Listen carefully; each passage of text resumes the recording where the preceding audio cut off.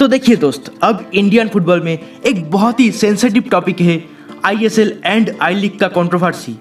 फिर से दोस्त 15 जुलाई को एआईएफएफ के फाइनल ड्राफ्ट के बारे में रिपोर्ट सामने आते ही एक बहस छिड़ गया है पूरे देश के फुटबॉल फेटर्निटी के अंदर में, क्योंकि 99% people are opposing one single point in that final draft, और वो पॉइंट है दोस्त देश के फुटबॉल के लीग स्ट्रक्चर के बारे में, जो एक बहुत ही confusing and another shocking decision है सीओए द्वारा।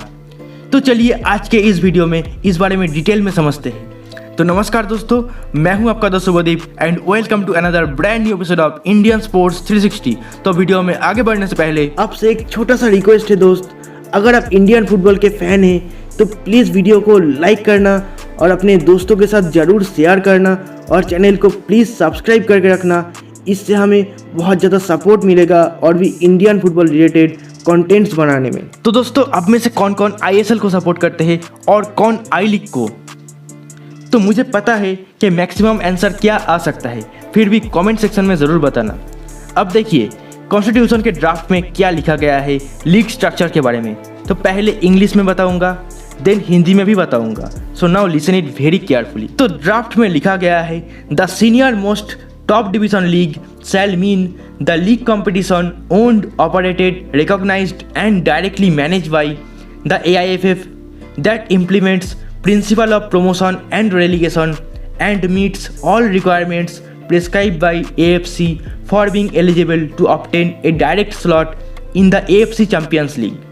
And the draft also stated that the above function or role cannot be delegated or assigned to any other entity or organization। तो हिंदी में बताए तो इसका सीधा मतलब है दोस्त कि देश का टॉप लीग वही हो सकता है जिसका हर एक rights including commercial, broadcasting, business, everything own करता है AIFF, not any private organisation.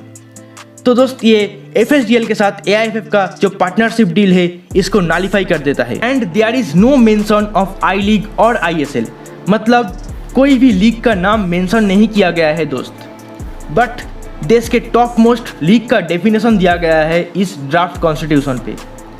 सो एकमात्र डेफिनेशन वाइज आई लीग इस क्राइटेरिया को फुलफिल करता है in this moment, but not the ISL. So this point in the draft constitution is directly questioning the ISL and its existence. और ऐसा नहीं होना था दोस्त, एक बीच का रास्ता ज़रूर निकाला जा सकता था और थोड़ा कोशिश करके। देखिए दोस्त, आईएसएल का अपने आप में बहुत सारे फ्लॉज ज़रूर है। लाइक नंबर 1, आईएसएल में पार्टिसिपेट करने के लिए 15 करोड़ की फ्रेंचाइजी फी देना होता है, और ऐसा नहीं होना चाहिए। उस पैसे से दूसरा डेवलपमेंट किया जा सकता है क्लब्स का। एंड आईएसएल में पार्टिसिपेशन प्योरली क्लब्स के मेरिट के बेसिस पे होना चाहिए। नंबर 2, आईएसएल में बहुत जल्द promotion and relegation system introduce करना चाहिए। नंबर 3, आईएसएल का ब्रॉडकास्टिंग राइट का ऑक्शन होना चाहिए एंड वहाँ से जो रेवेन्यू आएगा उससे क्लब्स का अच्छा खासा अर्निंग हो सकता है। और जस्ट 1-2 साल के बीच ये सब कुछ होते हुए भी दिख रहा है।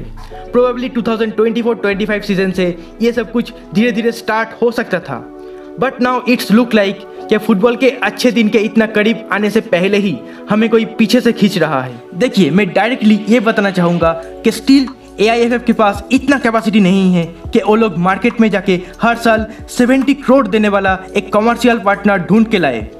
अगर एफएसडीएल के साथ ये डील कैंसिल हो जाता है देन इंडियन फुटबॉल एक ह्यूज डार्कनेस से घिर जाएगा। और अगर आई लीग के बारे में बताए तो आई लीग ज़रूर बहुत सारे अच्छे अच्छे प्लेयर्स प्रोड्यूस किए थे इंडियन फुटबॉल के लिए जब तक आईएसएल नहीं आया था, और अभी भी आई लीग से बहुत अच्छे प्लेयर्स प्रोड्यूस होते हैं। But I-League is totally a failed league in terms of generating any interest among fans and investors. I-League was totally a mismanaged, glamourless and a league with low quality foreigners. But दोस्त, ISL आने के बाद लोगों का interest बहुत ज़्यादा grow हुआ है इंडियन फुटबॉल में। It created a huge popularity through its quality broadcasting, marketing and quality of the game. और इससे एक huge number of लोग स्पेशली यूथ इंडियन फुटबॉल के साथ जुड़ते गए हैं डिफरेंट रोल पे। इंडियन फुटबॉल को और ज़्यादा मोमेंटम मिला है। In fact I league and I league second division को भी और ज़्यादा अटेंशन मिलना शुरू हुआ है आईएसएल आने के बाद, क्योंकि सब कुछ तो इंटर रिलेटेड है और प्लेयर्स के वे ऑफ लिविंग और ज़्यादा बेहतर हुए हैं पहले से। क्योंकि पहले कितने सारे टैलेंटेड प्लेयर्स को हम खो देते थे due to financial crisis, but अब एक प्रोफेशनलिज्म आया है। तो FSDL as a partner and ISL, I league second division, हर एक लीग बहुत ही ज़रूरी है इंडियन फुटबॉल के लिए। और इनमें से किसी एक भी लीग को छोड़ के इंडियन फुटबॉल का डेवलपमेंट कभी नहीं हो सकता है। तो स्टिल आई होप दैट सब कुछ अल्टीमेटली ठीक हो जाएगा। तो यही कुछ चीज़ें अब सबके साथ शेयर करना था। तो यहाँ पे ही इस वीडियो को एंड करते हैं। आई होप वीडियो आपको अच्छा लगा होगा, तो प्लीज़ वीडियो को लाइक और शेयर करना एंड चैनल को ज़रूर सब्सक्राइब करके रखना। तो मिलता हूँ आपको एक नेक्स्ट वीडियो में। Till then thank you very much and stay tuned. जय हिंद, जय भारत।